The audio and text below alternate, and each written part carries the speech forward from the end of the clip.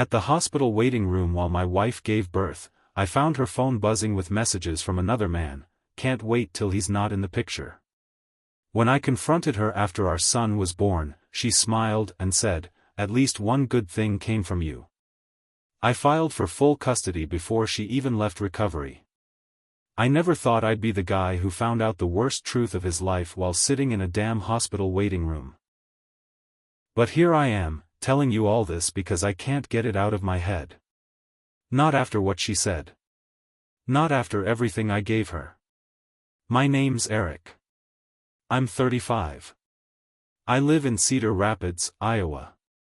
I've worked at the same shipping company for almost 10 years. I'm not flashy, not special, not someone people turn their heads for. But I'm steady. Loyal.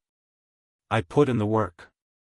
My wife, Shelby, was someone I thought I hit the jackpot with. She had this bubbly personality, the kind of smile that made you feel like the sun came out just for you. We met at a cookout a friend threw 3 years ago. She liked that I listened more than I talked. Said I was the only man she ever felt safe around. I took that seriously. Maybe too seriously. We got married about a year later. Small wedding. Her parents hated me, thought I wasn't ambitious enough. Didn't matter to me. I loved her. I thought that was enough. Turns out love doesn't mean shit when someone's already halfway out the door. She got pregnant last summer. I still remember the day she told me, shoved that little white stick in my face and laughed when I just stood there stunned. She cried. I cried. We held each other on the kitchen floor for almost an hour. That night, I laid in bed with my hand on her stomach, telling the baby stories about all the things I'd teach him. Looking back, that was probably the only real moment we had left. She changed fast after that. Said it was the hormones. Snapped at me more. Started sleeping on her side of the bed without touching me. She stopped cooking, stopped doing anything really, and just kept saying she was tired. I didn't press her. I figured that's what pregnancy does. She started going to the gym more. Some place called Iron Hills CrossFit. Said her doctor told her staying active would help with delivery. I believed her. Of course I did. Fast forward to that day. March 2nd. 5:17 a.m. Her water broke and we rushed to Mercy Medical Center. I hadn't slept all night, just laid there staring at the ceiling, hand resting on her bump. They admitted her around 6. Labor was long. Painful. I stayed the whole time. Brought her ice chips. Held her hand when she screamed. Played calming music she liked on my phone. She didn't say much. Just looked at me like she was trying to focus on anything but me. At some point, she had to be prepped alone. So I stepped out to the waiting area. It was quiet. Cold. Vending machine hummed next to the wall. I sat down and realized I had both her purse and her phone. Thought maybe I'd check in case her mom or sister texted. That's when the screen lit up. Cody, work gym. I knew she never mentioned anyone named Cody. Definitely not from her old job. I didn't mean to snoop. I just tapped it. It opened into a thread that hit me like a truck. I wish it was your baby. He'll be gone soon, then we can really start our lives. You're almost there, babe. We're doing this. The worst one? At least the kid will be cute. You're the only one with good genes between you two. I sat there shaking. My hands were cold, but my face was hot. I felt like I was burning from the inside out. And then there were the pictures. One of them in our nursery. One of them in bed. Our bed. My pillow in the background. It didn't feel real. I looked around like someone was going to tell me it was a prank. Instead, a nurse tapped me on the shoulder. She's asking for you. I walked into that room like a dead man. When I walked back into that hospital room, everything felt fake. The beeping monitors, the smell of antiseptic, the way the nurses smiled like this was a celebration. I looked at Shelby, sweating, panting, holding the rails of the hospital bed, and I didn't see the woman I married. I saw a liar with a face I used to love. She didn't notice anything was off. "Where were you?" she asked, through gritted teeth. "They gave me something for the pain. It's almost time." I nodded and grabbed her hand. I played the part. Inside, I was hollow. It took another 6 hours before the baby finally came. A boy. They handed him to her first. I stood there, numb, watching her cry while she held him. I felt like I was watching a stranger hold my son. Or maybe Cody's. That thought twisted in my gut like a knife. She looked up at me, smiling. "He's perfect." I leaned in, stared at that tiny face. "He is," I said quietly. "He really is." And then I said it. "Who's Cody?" She blinked, still holding our baby. "What?" "Cody," I said again. "From the gym. You know, the one who's been texting you for months about how I'm going to be out of the picture soon." Her face didn't move for a second. Then she gave this slow, almost lazy smile. Like I just caught her doing something minor. Like it didn't matter. And then she said it, "Well, at least one good thing came from you." That's when I knew I was done. Not angry. Just done. I turned around and walked out of the room. Didn't say another word. I stood in the hallway, staring at the wall, and called Matt, my cousin, the only lawyer I trusted. "I need full custody. And I need to know what the fastest path is." Matt's voice changed the moment I said it. "Talk to me. What happened?" I told him just enough. Not everything. He told me to come to his office the next day, bring anything I had. So that night, while she was still recovering, I went home. I didn't sleep. I spent hours printing out the texts, mapping her location history from the app one had secretly installed 2 months back, and gathering every photo she'd sent Cody. I called a private lab and arranged for a paternity test, rush results. The next morning, I was at Matt's office at 9 a.m. sharp. He read everything. Didn't say much.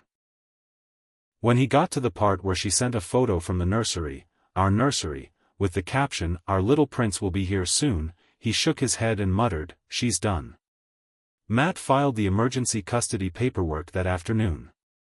We asked for full legal and physical custody, pending paternity. In Iowa, that's not easy for a father to get. But we had evidence, pages of it. Meanwhile, I didn't go back to the hospital. I stayed with my mom, who took one look at the printed texts and said, "She's not walking back in this house." When Shelby was discharged, she expected a ride home. I sent her brother instead. I stayed with the baby. 3 days later, she showed up screaming at my mom's door, demanding to take the baby home. I handed her a copy of the court filing. "You can see him," I said, after the hearing. "You're insane," she hissed. "I just had major surgery. You think a judge is going to side with a vindictive little bitch like you?" I didn't say a word. Just shut the door. The test results came back in 2 days. 99.98% chance I was the father. Matt smiled and said, "Let's bury her in court." Shelby didn't go down easy. The first hearing was set for the following week. I showed up in a plain suit, holding Sam in one arm and a folder stuffed with documents in the other. Matt walked beside me, calm and focused. Shelby came in late, wearing heavy makeup and limping like she'd just gotten out of surgery, even though I knew she'd been walking around fine. She made a point of shooting me a look of pure hatred, then leaned into her lawyer and whispered something with a smirk. Her lawyer started painting me as unstable almost immediately. "Your Honor," he said, "my client has just undergone a major medical procedure. She's healing, exhausted, and her husband has denied her access to their newborn child. Without due cause." Matt didn't even flinch. "Your Honor, we have clear evidence of months of infidelity, documented conversations planning to replace my client in the child's life, and multiple witnesses to her behavior post-delivery." Then he laid it all out. The messages. The photos. The GPS logs. The plan to start a new life with Cody as soon as I was gone. Shelby's lawyer tried to spin it. "Yes, there were inappropriate messages, but let's not pretend that stress, hormones, and isolation during pregnancy don't cause poor judgment." The judge wasn't buying it. When Matt read aloud the text that said, "At least the kid will be cute.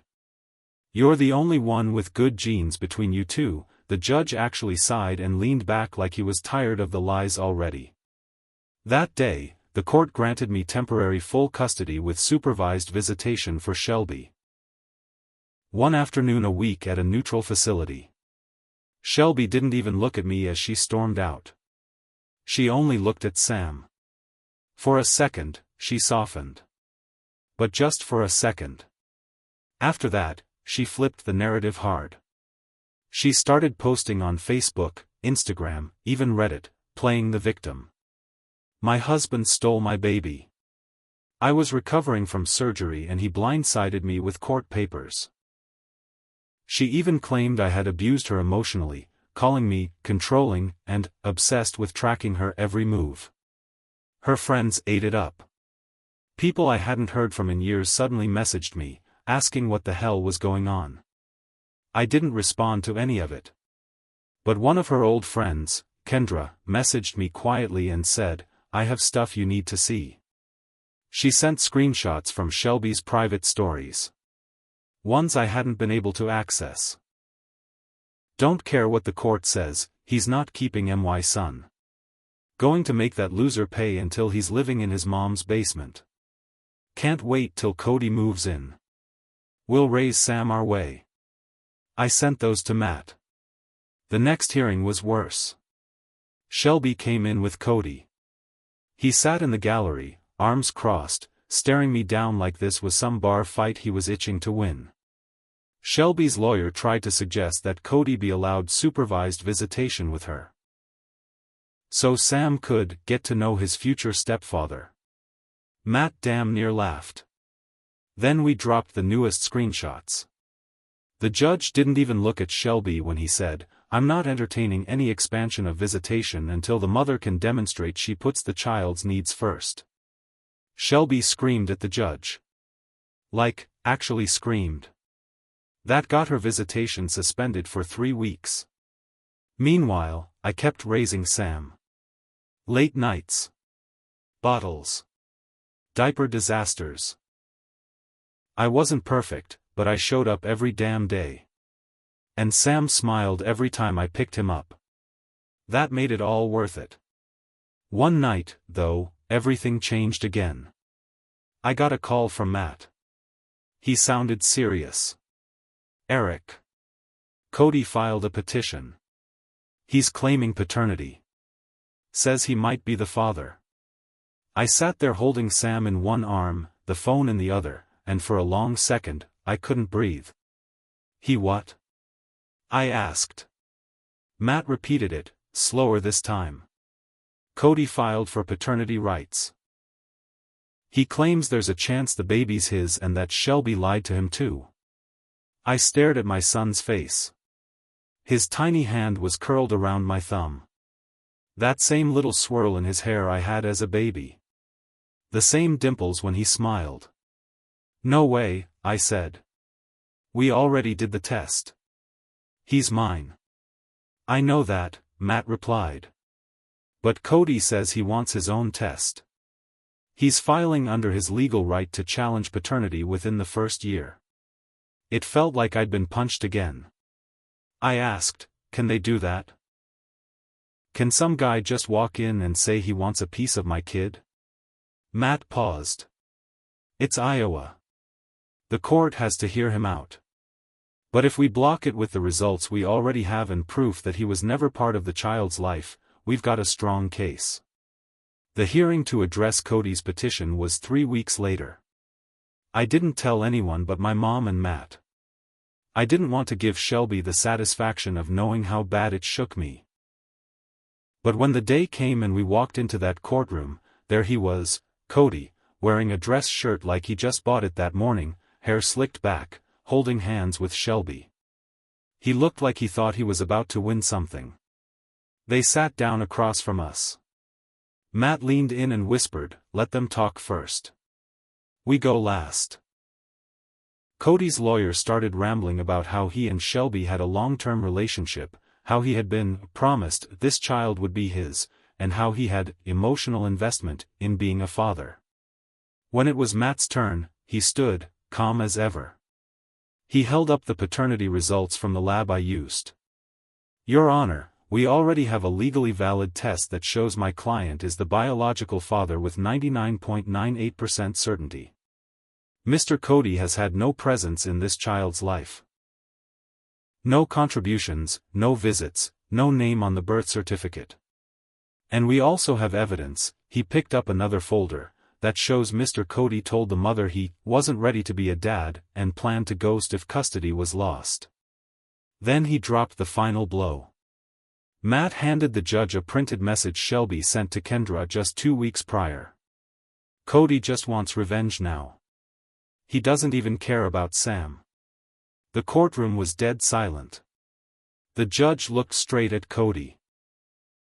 "Sir, did you send the petition to gain custody or to retaliate?" Cody just sat there, mouth open. The judge didn't wait. "Petition denied." Cody tried to speak. The judge cut him off. "You're dismissed. Get out of my courtroom." Shelby stood up and hissed at me as she passed. This isn't over. But it was. 6 months later, I was granted full legal custody. Shelby's visitation stayed supervised. And Cody disappeared completely. But here's where I admit something.